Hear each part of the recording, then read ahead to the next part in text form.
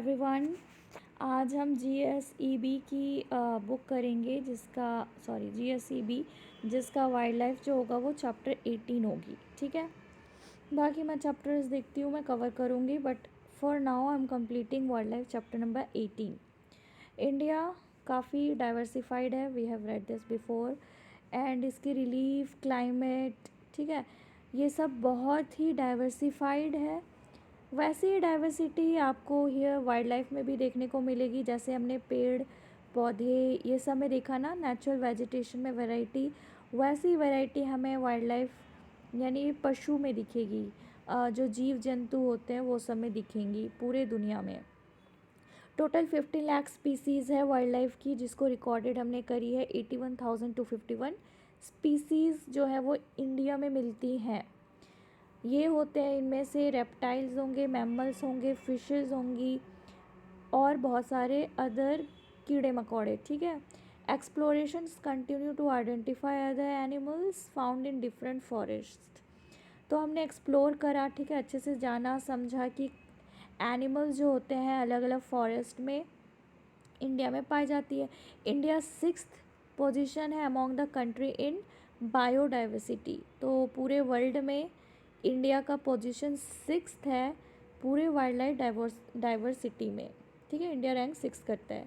India के पास less forest cover है comparatively to wild life diversity. जितनी वाइल्ड लाइफ डाइवर्सिटी है वो इंडिया में आपको ज़्यादा दिखेगा, जितना आपको फॉरेस्ट कवर कम दिखेगी। ठीक है, तो फॉरेस्ट कवर इंडिया में ऑल दो लेस है, बट यहाँ पे आपको वाइल्ड लाइफ डाइवर्सिटी ज़्यादा दिखेगी, नोटिसेबल है। Geographical region of India, natural vegetation regions have been devised on the basis of their characteristics। अब नेचुरल वेजिटेशन जो होती है, वो जो रीजन्स होती है, हम उसको कैरेक्टरिस्टिक्स के हिसाब से क्या करें, उनको हम डिवाइड किए। जैसे हमने प्रीवियस चैप्टर में पढ़ा था क्लाइमेट या फिर फिज़िकल डिविजन्स में पढ़ा था कि कोई भी जगह का डिटरमाइन होता है natural vegetation on based of climate. जहाँ का क्लाइमेटिक कंडीशन होगा वैसी वहाँ की वेजिटेशन होगी, और जहाँ का क्लाइमेट होगा जैसे नेचुरल वेजिटेशन हुई उसके अकॉर्डिंग तो वैसा भी वाइल्ड लाइफ भी वैसा ही होगा। तो यहाँ पे आपको स्पेटियल डिस्ट्रीब्यूशन दिखेगी एनिमल्स का। वाइल्ड लाइफ इंडिया की 9 zones according.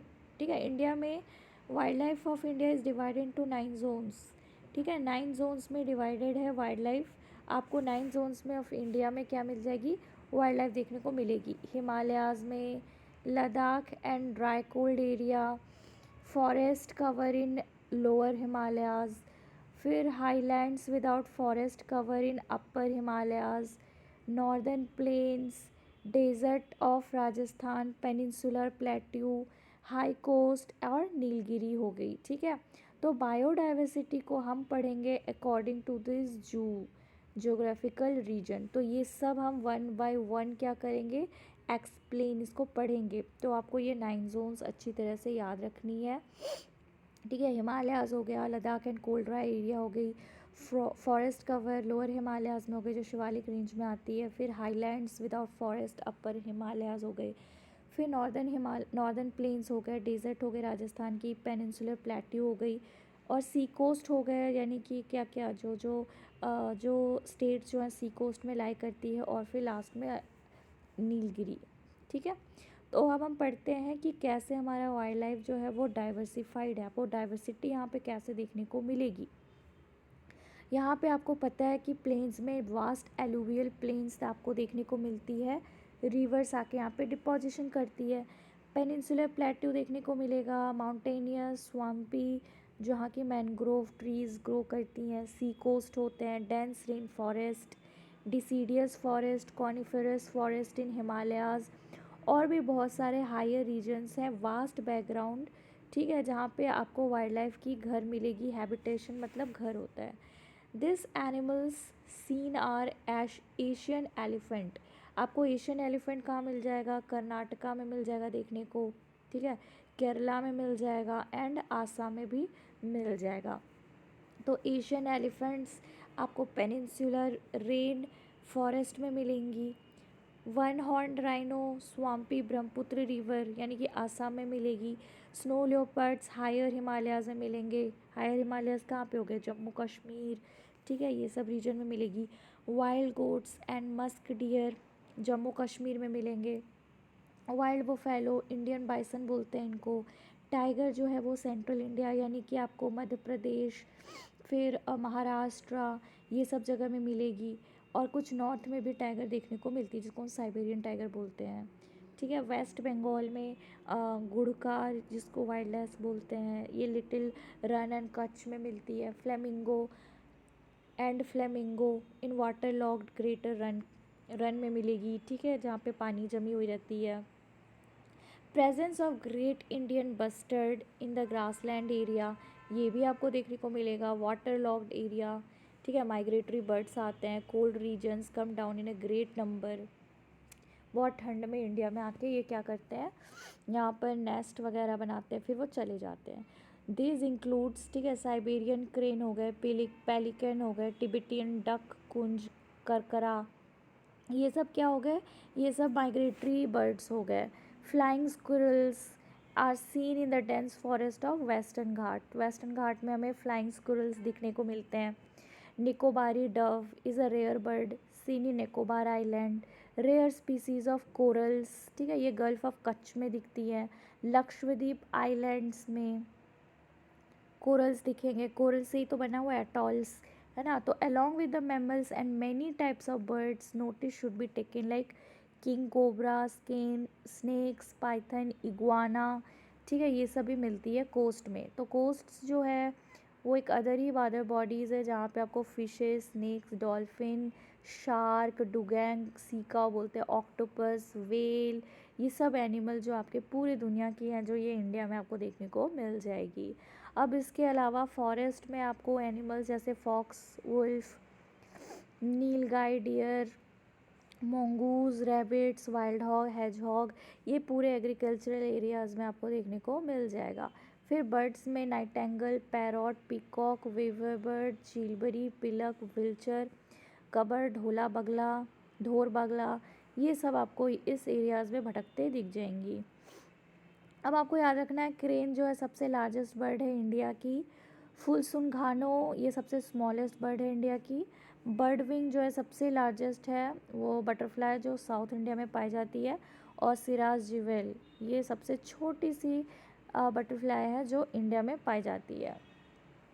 Wild life and the need for conservation, क्यों ज़रूरी है वाइल्ड लाइफ की और हमें क्यों ज़रूरी है इनको बचाना। While going through the past, it becomes evident that there is danger to the existence of wildlife, ठीक है। अगर हम अपने पास्ट में जाएंगे तो ये आपको देखने को मिलेगा कि हमारा जो वाइल्ड लाइफ का एग्जिस्टेंस है वो क्या है, डेंजर में है। बहुत ही लास्ट फ्यू डेकेड्स में आप देखोगे before the 100 year and 100 years of tigers जो थे वो पूरे जगह में इंडिया में मिलते थे, ठीक है। 100 ईयर्स पहले हंड्रेड्स ऑफ टाइगर्स जो थे वो इंडिया में रोम करते थे, चलते थे। लेकिन 2014 की फिगर में फॉरेस्ट एंड एनवायरनमेंट मिनिस्ट्री ने रिपोर्ट को पब्लिश किया जिसमें से सिर्फ 2226 टाइगर्स अभी बचे हुए थे। कहाँ का ये 2014 की रिपोर्ट है। टाइगर जो है अभी तो फ़िलहाल ग्रोन इन नंबर्स जो कि शो करता है इनके फुटप्रिंट्स मिलते हैं जिससे हम पता कर लेते हैं चलो टाइगर्स इतने हैं, ठीक है, लास्ट फ्यू ईयर्स। ये एक अच्छी साइन है। वल्चर्स जो है वो वर्ज ऑफ एक्सटिंक्शन है क्योंकि यहाँ पे आप देखोगे तो ये खा लेते हैं मीट, ठीक है। डाइक्लोफेनेक ड्रग जो है ये ट्रीटमेंट की जाती है सिक मिल्च कैटल को। फिर लियोपर्ड जो है ये फॉरेस्ट में मिलती है। 20th सेंचुरी में ये काफ़ी एक्सटिंक्ट हो गए थे। Leopard has been extinct, leopard extinct हो गया, I don't know, but leopard तो अभी भी आता है महाराष्ट्र में। आप अभी वीडियो देखोगे ना तो अभी भी इंक्रोचमेंट बहुत होती है तो लियोपर्ड्स कभी कभी ह्यूमन के साथ इंटरेक्ट करते हैं। Once the Asiatic lions of Gir which were up to Middle East are restricted to Gir forest only, ठीक है। पहले एशियाटिक लायंस हर जगह आते थे, मिडिल ईस्ट तक पूरे फैले हुए थे, बट अब से ये रिस्ट्रिक्ट हो गए ओनली टू वेस्ट की गिर फॉरेस्ट में ही, ठीक है, तो हमें क्या करना है, स्टेप्स लेनी है इनकी प्रोटेक्शन के लिए। Now their number is 523। Cranes जो पहले दिखते थे गुजरात में अब उनकी नंबर क्या है, कम हो गई है।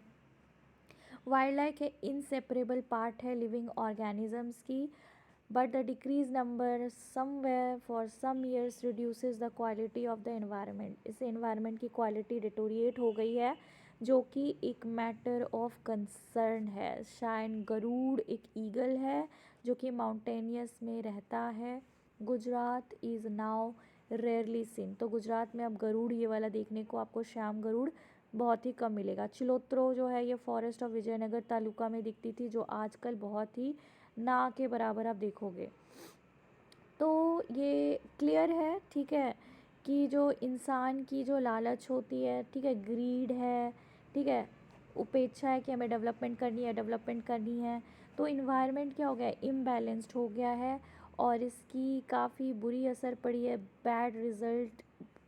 ठीक है, अभी भी टाइम है, प्रॉपर एक्शन अगर ली जाए तो हमारा जो नेक्स्ट जनरेशन है वो ये सब देख सकते हैं। ठीक है, तो यहाँ पे कुछ नेशनल पार्क और सैंक्चुरी को बनाई गई है, तो आपको ये सब पढ़नी पड़ेगी कि ये कौन सी है। तो आप पढ़ोगे तो आपको पता चल जाएगा कि why it is important to protect them.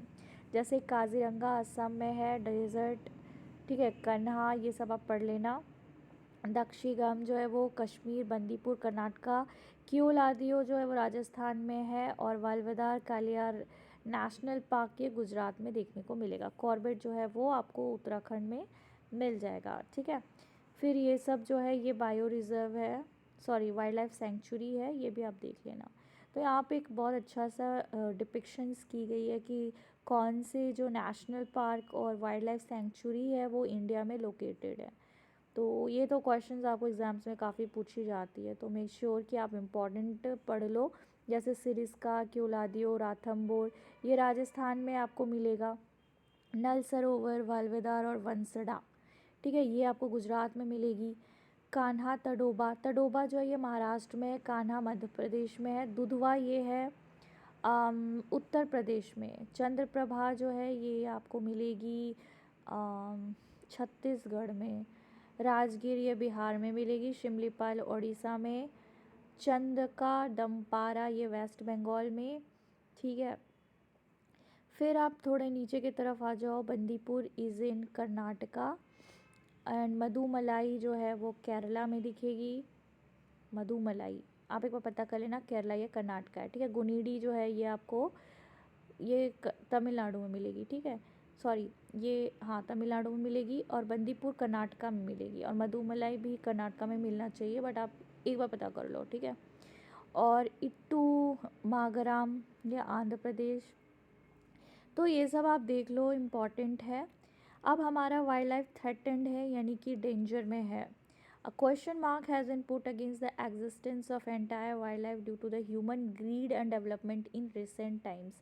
हमारी लालच के चलते क्या हो रहा है, वाइल्ड लाइफ इज़ सफरिंग। ठीक है, हमारी लालच से लेकर हमारी जो डेवलपमेंट की जो एम्बिशन है, हम इतने ज़्यादा एम्बिशियस हैं, तो हम वाइल्ड लाइफ को भी डिस्ट्रक्शन कर रहे हैं। अगर हम एग्जामिनिंग करेंगे रीजंस, तो एक समझ सकते हैं कि जो वाइल्ड लाइफ जो है ये अनप्रोटेक्टेड है और अपने नेचुरल हैबिटेट को भी लूज़ कर चुके हैं। कॉन्टिन्यूसली डिक्रीजिंग फॉरेस्ट, हंटिंग जो है वो अभी भी कर रहे हैं लोग, स्किन के लिए, मीट के लिए, उनके टीथ के लिए, हेयर के लिए, बोन्स के लिए, एक बहुत ही बड़ी प्रॉब्लम है।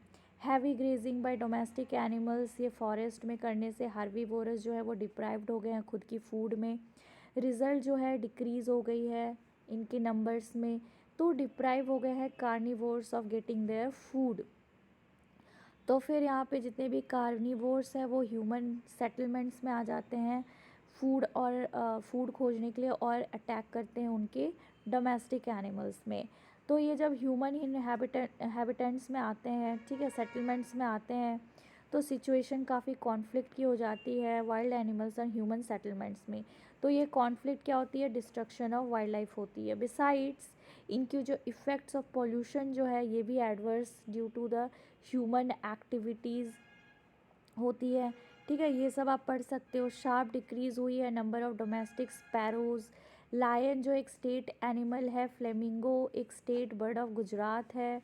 ठीक है, तो ये सब आप पढ़ लेना। अब due to the decrease in the forest area, अब फॉरेस्ट एरिया क्या हो गया है, कम हो गई है।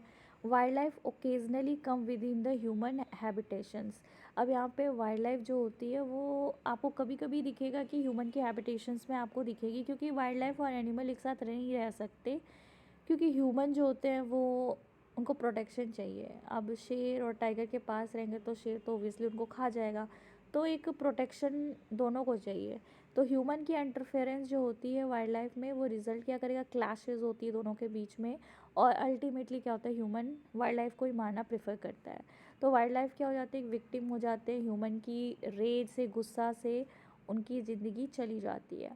South and south eastern India, आप एलिफेंट्स देखना जो कि खाना खोजने के लिए वो क्या करते हैं, देखो मैसेज भी ऊपर एक आ गया, टाइगर किल्स 18-year-old बॉय।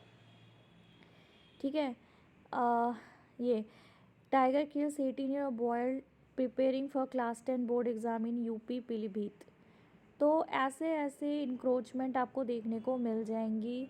तो हमने क्या करा है, हम वाइल्ड लाइफ के ये में आ गए हैं, और बेचारे जो जानवर होते हैं उनकी तो ऑलरेडी नेचुरल वेजिटेशन ख़त्म हो गई है, ग्रीन ग्रास ख़त्म हो गई है, तो इससे हर्बीवोरस की भी क्या हो गई है, डिड्यूस हो गई है पॉपुलेशन, तो उनको खाना नहीं मिल रहा है टाइगर को, तो वो ह्यूमन हैबिटेशन में आ रहे हैं। और ह्यूमन हैबिटेशन में आने के से क्या हो रहा है, क्लैशेस हो रही इन दोनों के बीच में। अब जब क्लासेस इतनी स्टिफ है तो क्या होता है, अल्टीमेटली जानवर को मार दी जाती है ह्यूमन सेल्फ प्रोटेक्शन के लिए। तो ये क्या हो गया, search for food create havoc in the agricultural fields, injuring and killing man by leopards take place in Saurashtra south Gujarat.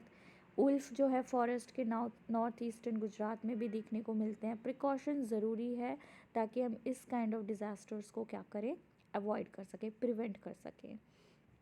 अब इसकी रेमेडीज़ क्या हो सकती है, अब सरकार को तो कुछ तो निकालनी पड़ेगी इसकी सॉल्यूशन रेमेडीज़, ताकि जहाँ पे एक हैबिटेशन में इंसान भी खुश रह सके और जानवर भी खुश रह सके। तो हमें क्या करना है, एक लॉन्ग टर्म प्लानिंग करनी है ताकि ये सक्सेस हो जाए लॉन्ग टर्म तक। कंज़र्व भी करना है, ह्यूमन को सेफ्टी भी देनी है, फॉरेस्ट को इंक्रीज़ करनी है, क्योंकि अल्टीमेटली हम फॉरेस्ट इंक्रीज़ करेंगे तो ये हमारे लिए भी अच्छा है। We shall have to be dedicated to implement strong legal provisions. ठीक है, हमें क्या करना है, एक बहुत कानून को क्या करना है, स्ट्रिक्ट बनानी है, स्ट्रॉन्ग लीगल प्रोविजंस करनी है और स्ट्रिक्ट इम्प्लीमेंटेशन करनी है ताकि हम फॉरेस्ट को कंज़र्व कर सके, एरियाज़ ऑफ वाइल्ड लाइफ को कंज़र्व कर सके। बहुत सारे एनजीओज़ को खोलना है, ठीक है, वो सोशल एनजीओज़ हैं जो टॉप प्रायोरिटी अरेंज करते हैं, पब्लिक अवेयरनेस प्रोग्राम्स करते हैं, और ये प्रॉब्लम्स को ये क्या करते हैं, ये स्कूल सिलेबस में भी हमें अपने फ्यूचर सिटीजन्स को अवेयर करना चाहिए कि क्यों वाइल्ड लाइफ इम्पॉर्टेंट है, क्यों हमें जानवर को ऐसे मारना नहीं चाहिए, ये हमारा हेरिटेज है, ये हमारा जो इन्वायरमेंट है उसकी क्वालिटी को मेंटेन रखता है। Implementing and development project its probable effects of environment living organism को हमें एग्जामिन करनी है। Cutting of large trees outside the forest, इसको रोकना है, ठीक है, because of the hollow space within them and the branches of the nesting place of birds, ponds, farms, ponds and wetlands. ज़रूरी है माइग्रेटरी बर्ड्स को, ठीक है, which are habited near any water body should be protected. कोई भी active work जो होती है उसको अर्जेंटली हमें कम देखना है ताकि पॉल्यूशन जो है वो रिड्यूस हो सके, क्योंकि अल्टीमेटली ये ना वाइल्ड लाइफ के लिए अच्छा है, ना हमारे इन्वायरमेंट के लिए अच्छा है, ना हमारे लिए सेल्फ अच्छा है। मैनेज करना है फॉरेस्ट फायर को, anticipatory planning should be made for patrolling for safety. अब हमें स्टेप्स लेनी है कि कैसे वाइल्ड लाइफ को हम नर्चर करें, इसका केयर करें। देखो पहले के टाइम्स में जो लॉज थी, ठीक है, इसको फ्रेम करी गई थी हमारे कंट्री में ताकि हम वाइल्ड लाइफ को प्रोटेक्ट कर सकें। लॉज थी कि प्रोटेक्ट वाइल्ड लाइफ करें। तो जैसे ये मौर्य टाइम और अशोका के टाइम में ही आपको दिख रहा होगा कि उन्होंने कुछ ऐसे लॉज इम्प्लीमेंट करी थी। तो फंडामेंटल ड्यूटी भी है हमारे सिटीजन्स का, डीपीएसपी में आप देखोगे, यानी कि directive principles of state policy में आप देखोगे कॉन्स्टिट्यूशन की, तो इसमें भी वाइल्ड लाइफ की प्रोटेक्शन की बात की गई है। तो पार्लियामेंट जो है ना, उसने वाइल्ड लाइफ कंजर्वेशन एक्ट को पास किया है recommendation of Indian wild life board, ठीक है। इंडियन वाइल्ड लाइफ बोर्ड ने रिकमेंडेशंस की है कि वाइल्ड लाइफ कंजर्वेशन एक्ट पास हो जाए। इन 2014 503 सेंचुरीज और 102 national parks and 14 bio reserves, अभी 18 बायो रिजर्व्स हैं, है ना।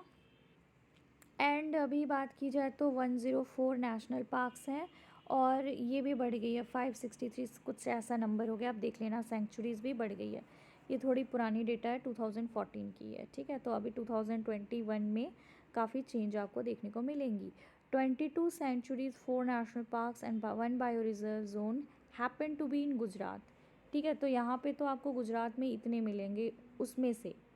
तो let us know about some of this projects. तो कुछ प्रोजेक्ट्स हैं, जैसे प्रोजेक्ट टाइगर हो गई, लायन प्रोजेक्ट हो गई, ठीक है। और क्या हो जाएगी, बस यही 2 प्रोजेक्ट हैं। तो प्रोजेक्ट टाइगर में क्या करना है, 1973 में लॉन्च की गई थी, ठीक है। हंटिंग करना, इनकी पॉपुलेशन क्या हो गई, डिक्रीज़ हो गई है। 9 रिजर्व्ड एरियाज़ में इसको इम्प्लीमेंट कर दी गई थी, एंड अभी क्या है 48 एरियाज़ में आती है। लायन प्रोजेक्ट में कभी लायन, एशियाटिक लायन जो थे वो ईरान तक से मिलती थी, ठीक है, एशियन सब कॉन्टिनेंट से लेकर ईरान। लेकिन इनकी हंटिंग इतनी ज़्यादा हुई कि इनकी जो फॉरेस्ट एरिया भी इतनी कम घट गई कि जो लायन है अब सिर्फ गिर फॉरेस्ट में आपको दिखेंगी, सौराष्ट्र पेनिनसुला में। अब एक ऐसा स्टेज था कि इनकी जो नंबर थी वो 100 से भी कम हो गई थी। 1972 में एक प्रोजेक्ट को लॉन्च की गई, ठीक है, लायन प्रोजेक्ट, जिसमें हमने एशियाटिक लायंस को प्रोटेक्ट करने का क्या किया था, ये क्या था, प्रोजेक्ट को लॉन्च किया। एज अ रिज़ल्ट यहाँ के जो प्रोजेक्ट थी वो टाइमली टेकन स्टेप्स। अभी कितने हैं, 523 लायंस हैं अकॉर्डिंग टू लायन सेंसस, जो कि 2015 में हुई, ठीक है।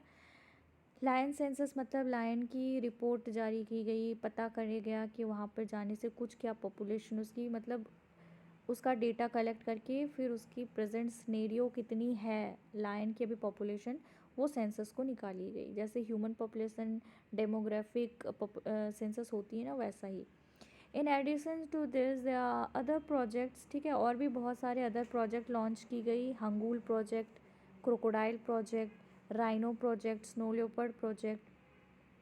तो वाइल्ड लाइफ कंजर्वेशन पॉसिबल है अगर हमारा सोसाइटी और गवर्नमेंट डिटर्मिनेशन दिखाएगा और सही डायरेक्शन में चलेगा, डेवलपमेंट होगी, ठीक है। Decided to confirm the motto of environmental preservation. तो ये हमारा क्या होगा, ये हमें कंफर्म हमारा एम ऑब्जेक्टिव इन्वायरमेंट प्रोटेक्शन के टुवर्ड्स, अगर हम डेडिकेटेड रहेंगे तो ओबियसली हमें रिजल्ट्स अच्छे मिलेंगे। यहाँ पे आपको दिखेगा गिर नेशनल पार्क की एस्टेब्लिशमेंट डेट, ये कब एस्टेब्लिश की गई थी, कौन से डिस्ट्रिक्ट में है, और इसमें कौन से animals are found. Black buck national park की एस्टेब्लिशमेंट, वंसड़ा नेशनल पार्क की, और मेरीन नेशनल पार्क की, ये सब कहाँ पे है आप देख लेना। ये सब एक्चुअली जो डिस्ट्रिक्ट जो है ना, ये गुजरात में, ये सब गुजरात की है, ठीक है। Okay, chapter is completed. I hope you have learned very much about it. आपको याद रखना है कि जो जियोग्राफिक इंडिया जो है वो डिवाइडेड है टोटल 9 पार्ट्स में, ठीक है। How many species of living organisms are recorded, तो 15 lakhs हो गई। फ्लाइंग स्क्विरल्स कहाँ पे देखने को मिलती है आपको, तो आपको याद रखनी है flying squirrels are seen in greater Rann on Kutch, पक्का वहीं मिलती है ना, आप एक बार चेक कर लो क्योंकि मैंने फ्लाइंग पढ़ी थी। लेट्स चेक इट अगेन, यहाँ पे देखने को मिला था, ठीक है, फ्लाइंग स्क्विरल्स।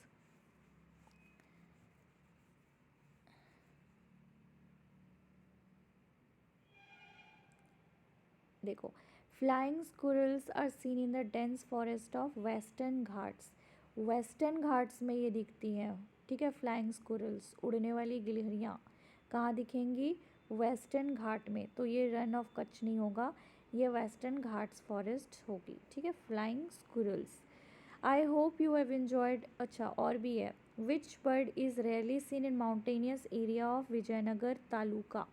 कौन से ऐसे बर्ड हैं जो आपको माउंटेनियस रीजन में दिखेंगी विजयनगर तालुका में?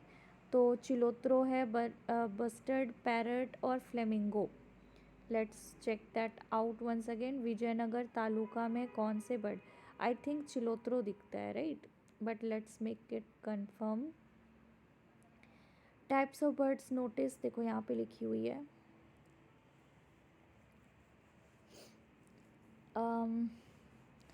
विजयनगर तालुका कहीं पे आपको दिख रहा है? विजयनगर तालुका यहाँ तो नहीं दिखेगी। Vijayanagar taluka, Vijayanagar taluka, gulf of Kutch, western Ghat, wild ass, snow leopards, कहाँ चला गया भाई? वाइल्ड लाइफ, एलुवियल, कुंज, काकरा। चलो नीचे मूव करते हैं। हाँ जी देखो यहाँ पे तो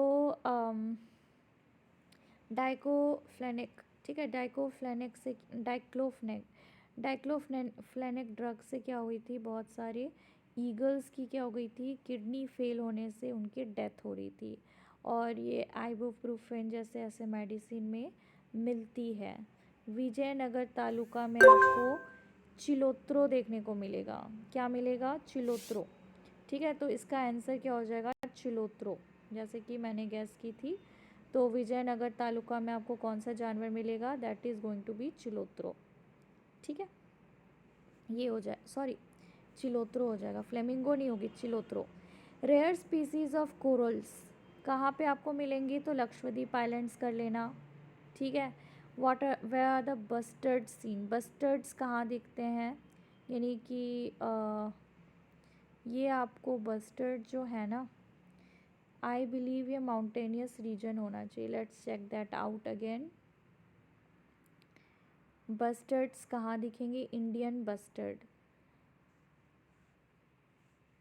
एशियाटिक आइलैंड, एविडेंट किया, टाइगर्स, गॉर्ड, स्वैम गॉर्ड जो होती है, ये वाली ईगल जो है ये माउंटेनियस ऑफ गुजरात में दिखेंगी, यहाँ पे नहीं है। Let's check it here. Indian bustard अभी तो जस्ट पढ़ा था, इंडियन बस्टर्ड, हाँ, great Indian bustard in the grassland. देखो यहाँ पे the presence of great Indian bustard in grassland area is noted again in the waterlog में तो माइग्रेटरी आते हैं, तो ग्रासलैंड एरिया में इंडियन बस्टर्ड्स दिखते हैं। ऑल राइट, तो ऑप्शंस चेकआउट करते हैं। तो आपको इंडियन बस्टर्ड्स कहाँ दिखेंगे? Then they answer is going to be the in the grassland region, ठीक है। मार्शी मत करना, क्योंकि मार्शी जो होती है ना वो मैंग्रोव ट्रीज़ आपको मिलेंगी, जो कि आपको कोस्टल एरियाज़ में ये दिखेंगी। ज़्यादातर वेस्ट बंगाल में सबसे ज़्यादा आपको मार्शी लैंड देखने को मिलेंगे, ठीक है। माउंटेनियस एरिया तो आपको पता है, ठीक है गाइज़, आप लोग पढ़ते रहो, एंजॉय करो, तब तक के लिए बाय बाय।